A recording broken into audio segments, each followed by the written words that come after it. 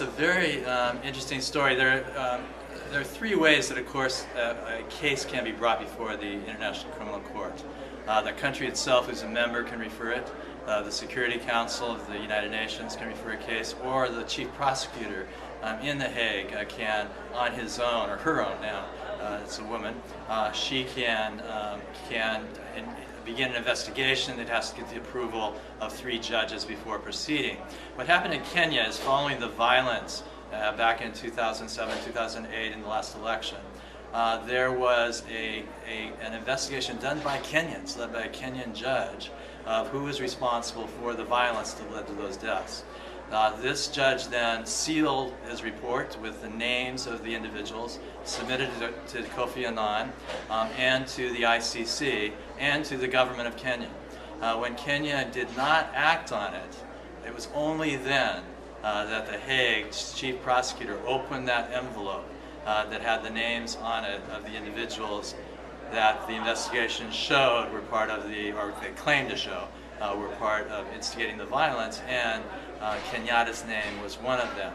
As a result of that, the chief prosecutor began the investigation and decided that there was enough evidence to indict him, and so that occurred before the recent election. Kenyatta then ran for election, and unfortunately, the ICC's role became politicized. ICC didn't politicize it, but in the election, it was seen politically. And so there was a rallying by the Kikuyu around Kenyatta, and he squeaked out his victory.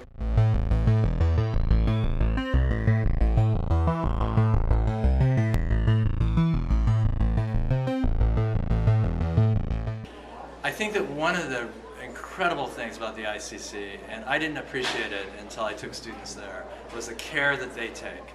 They really make sure that they do their investigation, they do their homework, and they give defendants the right to a free trial and the right to a fair trial.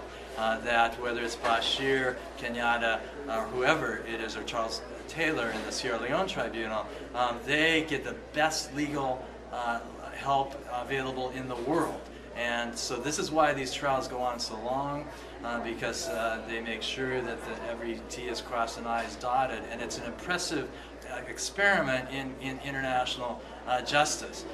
One of the things to keep in mind is that the ICC is one component of what one author called the justice cascade, where you see, and this really, we talk a lot about Africa and the ICC, but that's just one stream of justice.